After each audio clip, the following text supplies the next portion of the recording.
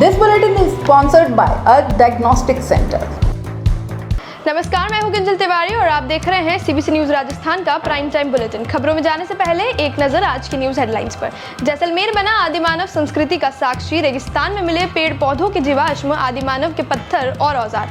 डूंगरपुर के अस्पताल की दीवारों को वहीं पढ़ रहे छात्रों ने दे दिया नया रूप, जागरूकता का दिया संदेश। जोधपुर के किसानों में बिजली की कटौती से आ रही है मुश्किलें, जीएसएस के सामने धरना प्रदर्शन किया। कटारिया का पीछा नहीं छोड़ रही मुसीबतें, वाल्मीकि समाज पहुंचा थाने। शिक्षक सम्मान में के गुप्ता ने दिया स्वच्छता का संदेश, प्रेरित शिक्षकों को कहा संदेश आगे बढ़ाएं। और अब खबरें विस्तार से। आदिमानव सामाजिक विज्ञान की किताबों में कई बार इस बारे में पढ़ा है, लेकिन राजस्थान के जैसलमेर से करीब 30 किलोमीटर दूर तेजू गांव की पहाड़ियों में आदिमानव के प्रमाण मिले हैं।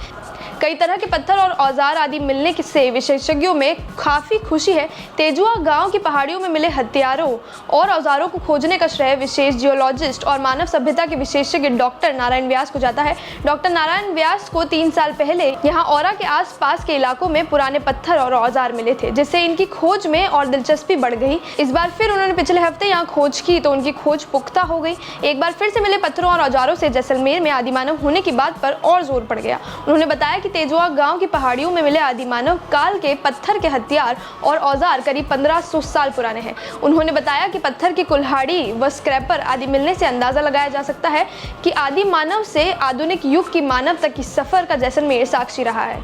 डॉक्टर ने यह भी बताया है कि जैसलमेर में एक महासमुद्र हुआ करता था, उसके बाद जंगल और फिर रेगिस्तान, क्योंकि इससे पहले पेड़ों का जीवाश्म भी यहाँ मिला है। उसके बाद में आदिमानव यहाँ आए हैं। कई तरह की सुविधाओं के चलते कई सालों तक आदिमानवों ने यहाँ निवास किया। यहाँ पर औजार और अन्य सबूत मिलने पर यह भी कहा जा रहा है कि यहाँ पे आदिमानव द्वारा बनाई गई कई गुफाएं भी हैं जो मौजूद हैं, लेकिन फिलहाल नजर नहीं आती है। डॉक्टर नारायण व्यास ने बताया कि पिछले हफ्ते की गई खोज में जैसलमेर के 2 खोजकर्ता पार्थ जगानी और राधेश्याम पेमानी उनके साथ खोज का हिस्सा रहे हैं। उन्होंने ये भी कहा है कि वहाँ कई चौंकाने वाले फैक्ट उन्हें मिले हैं और जो हथियार उन्हें मिले हैं वो पिछली खोज में मिले हथियारों से थोड़े छोटे हैं। यह आदिमानव का विकास क्रम दर्शाता है। उन्होंने जैसलमेर जिले में आधुनिक तकनीक से पूर्व तात्विक सर्वेक्षण, ऐसी जगहों के संरक्षण व युवाओं द्वारा इतिहास के संरक्षण व शोध के महत्व पर जोर दिया है। प्रतिष्ठित विद्यालय समूह जिसकी ब्रांचेस पूरे भारतवर्ष में फैली है, उसे जरूरत है जयपुर, अजमेर, जोधपुर, कोटा, उदयपुर, चित्तौड़गढ़, भीलवाड़ा,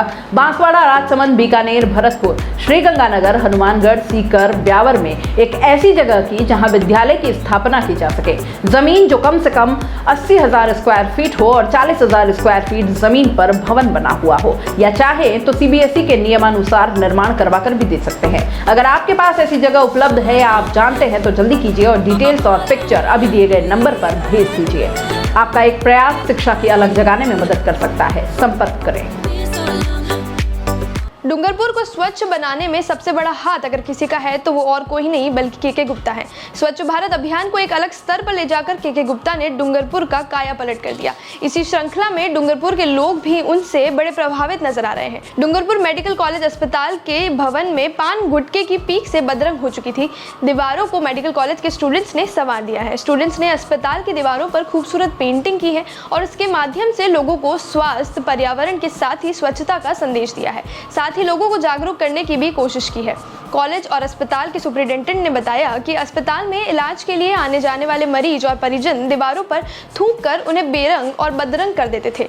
पान और गुटके की पीक से दीवारें लाल रंग की हो चुकी थी। उन्हें सुधारने की तमाम प्रयास फेल होते जा रहे थे। इस बार मेडिकल कॉलेज के स्टूडेंट्स ने मिलकर नवाचार करते हुए सभी दीवारों पर पेंटिंग की है। इन पेंटिंग से दीवारों का रंग बिरंगा और आकर्षक बन गया है। उन्होंने बताया कि इन सीढ़ियों की दीवारों पर बीमारियों से बचाव, लक्षण के बारे में जानकारी देने वाले संदेश लिखे हैं। वहीं पर्यावरण संरक्षण, जल बचाव और स्वच्छता को लेकर जागरूकता के संदेश लिखे हैं। गायों में फैल रहे लंपी वायरस के कारण किसानों में पहले ही परेशानी भरा माहौल है। किसान अपने पशुओं की चिंता में पहले ही डूबे हुए हैं। मानसून इस बार मेहरबान रहा तो अब बिजली की कटौती शुरू हो गई है। मानसून पर फिलहाल ब्रेक लग गया है। खड़ी फसलों को अब सिंचाई की जरूरत है, लेकिन बिजली कटौती के कारण खेतों में पानी पहुंचाने में मुश्किलों का सामना करना पड़ रहा है। जोधपुर में किसान बिजली कटौती से परेशान है। मंगलवार को सिंचाई के लिए बिजली कटौती बंद करने की मांग करते हुए किसानों ने ग्रामीण क्षेत्र में जीएसएस के सामने धरना दिया और प्रदर्शन किया। डिस्कॉम का कहना है कि आज यानी मंगलवार से बिजली की आपूर्ति में सुधार आ जाएगा। करीब 12 दिन से बारिश का कहीं नामो निशान भी नहीं है। तेज धूप के कारण तापमान बढ़ रहा है, वहीं तेज हवा के कारण जमीन की नमी भी कम हो गई है। ऐसे में किसानों को अपनी फसल बचाने के लिए सिंचाई की जरूरत अहम है, लेकिन पर्याप्त बिजली नहीं मिलने से सिंचाई में रुकावट आ रही है। सिंचाई नहीं होने के कारण कपास के डोड़े फटने की आशंका मंडरा रही है। फिलहाल मौसम विभाग की तरफ से भी मानसून के सक्रिय होने की कोई उम्मीद नहीं जताई है।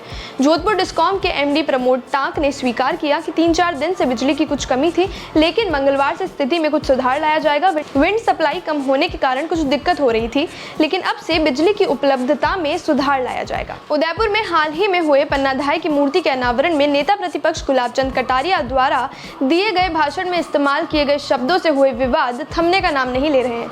अपने शब्दों पर कटारिया लिखित में माफीनामा जनता को पहले ही दे चुके हैं, लेकिन उदयपुर में वाल्मीकि समाज के प्रतिनिधियों ने मंगलवार को गोवर्धन विलास थाने पहुंचकर गुलाबचंद कटारिया और गिरधारी लाल सोनी के खिलाफ रिपोर्ट दर्ज कराई है। समाज के पदाधिकारियों का कहना है कि यदि पुलिस मामला दर्ज नहीं करेगी तो दलितों के सम्मान के लिए वो लोग कोर्ट का सहारा भी लेने को तैयार हैं और कटारिया के खिलाफ कानूनी लड़ाई लड़ने को भी। अम्बेडकर मेवाड़ पंचायत के बैनर तले अध्यक्ष पुष्कर चौहान के नेतृत्व में पदाधिकारी थाने पहुंचे। उन्होंने 30 अगस्त को दिए गए ज्ञापन मामले में एफआईआर दर्ज कराई है। इसके बावजूद अब तक एफआईआर दर्ज नहीं की गई थी। थाने पहुंचने पर बाबूलाल गवारी ने बताया कि गुलाबचंद कटारिया ने 30 अगस्त को पन्नाधाय की मूर्ति अनावरण के मौके पर सैकड़ों लोगों की मौजूदगी में वाल्मीकि समाज के लिए असंवैधानिक शब्द का इस्तेमाल किया, जिससे वाल्मीकि समाज के आत्मसम्मान को ठेस पहुंची है। उन्होंने ये भी बताया कि इससे पहले कई बार कटारिया दलित समाज को नीचा दिखाते रहे हैं। इस बार भी गलत जानकारी के साथ वाल्मीकि शब्द के बजाय उन्होंने असंसदीय शब्द बोले हैं। वाल्मीकि पदाधिकारियों का कहना है कि कटारिया ने इस मामले में वारी समाज से तो माफी मांग ली, लेकिन वाल्मीकि समाज के लिए एक शब्द भी नहीं लिखा। इससे लगता है कि कटारिया वाल्मीकि समाज को हीन दृष्टि से देखते हैं। इतने विरोध के बाद भी एक माफी तक नहीं मांगना चाहते। ऐसे में अब समाज भी पीछे नहीं रहने वाला। यदि पुलिस थाने में एफआईआर दर्ज नहीं करती है तो वो लोग कोर्ट के दरवाजे पहुंचने में कोई संकोच नहीं करेंगे। शिक्षक दिवस के उपलक्ष्य में ज्ञान ज्योति सेवा संस्थान द्वारा उदयपुर में स्वामी विवेकानंद सभागृह में गुरु वंदनम कार्यक्रम आयोजित किया गया। इस कार्यक्रम में शिक्षकों और समाज सेवकों को सम्मानित किया गया। इस दौरान डूंगरपुर नगर परिषद के पूर्व सभापति और स्वच्छता अभियान के पूर्व ब्रांड एम्बेसडर के गुप्ता भी मौजूद थे, जिन्होंने प्रबुद्ध जनों को सम्मानित करते हुए स्वच्छता का संदेश भी दिया। सोमवार को शिक्षक दिवस के मौके पर सुखाड़िया विश्वविद्यालय के स्वामी विवेकानंद सभागार में ज्ञान ज्योति सेवा संस्थान ने उदयपुर संस्थान के कई सारे शिक्षकों, कोचिंग क्लासेस, समाज सेवकों का सम्मान किया।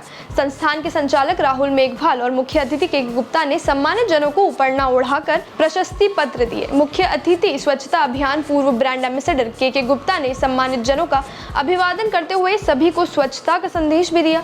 आयोजित सम्मान समारोह में के गुप्ता द्वारा डूंगरपुर और पूरे राजस्थान में चलाए गए स्वच्छता अभियान के बारे में भी बताया गया। साथ ही डॉक्यूमेंट्री से ये भी बताया गया कि किस तरह से एक शहर जिसको कोई जानता तक नहीं था, लेकिन के गुप्ता जब वहाँ के सभापति बने तो किस तरह से उन्होंने कुछ ही सालों में स्वच्छता और विकास के बूते पर डूंगरपुर को पूरे देश में रोशन कर दिया। के गुप्ता के स्वच्छता अभियान की तारीफ प्रधानमंत्री नरेंद्र मोदी, गृह मंत्री अमित शाह सहित तत्कालीन मुख्यमंत्री वसुंधरा राजे और मौजूदा मुख्यमंत्री अशोक गहलोत तक ने की है। यह संदेश सभी सम्मानित जनों को दिया गया कि अगर कोई व्यक्ति की इच्छा शक्ति मजबूत हो तो वो अपने आसपास के वातावरण को ही स्वच्छ बनाकर सुकून पा सकता है। सम्मान समारोह में ही गुजरात जीपीएससी के मेंबर नाथूभाई देवजी भाई सोसा, गीताजी अग्रवाल समाज सेविका Mount Abu, London organisation of skill development की डायरेक्टर पनीन सोमानी उपस्थित थे। राहुल मेघवाल एक किसान के बेटे हैं जिनकी एक निःशुल्क शिक्षा संस्थान है जिसमें कई सारे बच्चों को पढ़ाया जाता है। पनीन सोमानी ने बताया कि शिक्षक कितना महत्वपूर्ण भूमिका निभाते हैं। कई सारी संस्था में उदयपुर एनिमल फीड का स्वागत हुआ था। वहीं के गुप्ता द्वारा राहुल मेघवाल का सम्मान किया गया। प्राइम टाइम बुलेटिन में आज इतना ही। दीजिए इजाजत। नमस्कार। This bulletin is sponsored by earth diagnostic centre. दोस्तों, सीबीसी न्यूज आपके सहयोग से लगातार बढ़ता जा रहा है। स्वतंत्र पत्रकारिता का सहयोग करने के लिए आपका धन्यवाद। सबसे पहले तो जिन लोगों ने हमारे चैनल को सब्सक्राइब नहीं किया है तो पहले सब्सक्राइब करें, जिसका कोई शुल्क नहीं लगता और बड़ा आसान है। बस नीचे दिख रहे लाल सब्सक्राइब के बटन को दबाना है और पास में दिख रहे बेल आइकन को भी दबाना है ताकि आपको अपने सीबीसी न्यूज के हर अपडेट्स मिल सके।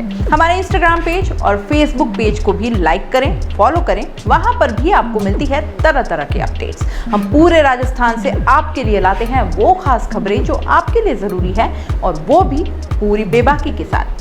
पत्रकारिता के इस मुश्किल दौर में आपकी आवाज जिम्मेदारों तक पहुंचाना ही हमारा लक्ष्य है और ये आपके सहयोग के बिना संभव नहीं है।